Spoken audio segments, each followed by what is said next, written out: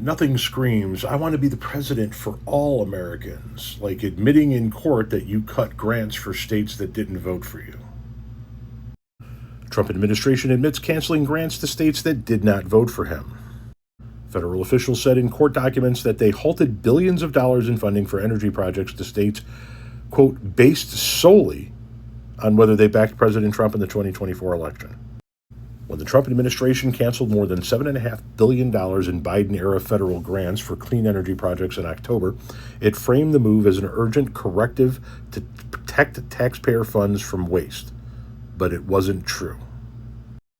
In little-noticed court documents, federal officials acknowledged this month that they had terminated the funding, quote, based solely on political criteria targeting projects in states that were represented by Democrats and had voted for Kamala Harris, the party's presidential nominee, in the 2024 election. The administration showed how President Trump has weaponized the provisions of federal education, energy, health, housing, and infrastructure aid in his second term. Far from rooting out the sort of misspending that Mr. Trump sees as rife in Washington, the White House has instead sought to leverage the budget as a tool to assist its allies and as a cudgel to hurt the president's foes. The saga illustrates the stakes as the Trump administration is completing a set of rules that would provide the president even greater control over more than $1 trillion in annual federal grants. To critics, the new regulation would only make it easier for Mr. Trump to strike wider tranches of congressionally approved funding over political differences. The risk that the Trump administration is willing to go to extreme lengths to politicize grant-making is not a hypothetical, said Devin O'Connor, a senior fellow at the Center on Budget and Policy Priorities, a left-leaning group. He previously served in the Biden administration.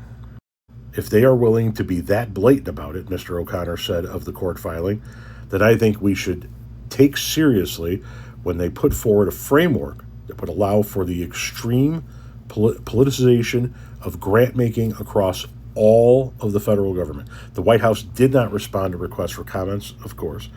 The administration's latest concession about the grants came in a lawsuit filed by a group of California researchers challenging various federal agencies that have canceled Biden-era funding. After reviewing its spending, the Energy Department last fall created a list that recommended canceling more than 600 grants awarded by the Biden administration for a wide range of novel energy projects. That list included funding for projects in states represented by both Republicans and Democrats. But in October, the White House Budget Office, led by Russell T. Vought, terminated only 284 of the grants. In a social media post announcing the news, Mr. Vought pointed to the motivation. Quote, nearly $8 billion in green new scam funding to fuel the left's climate agenda is being canceled, he said. Months later, in court filings, federal officials indicated that there was little else that had informed the final decision about which grants to cancel.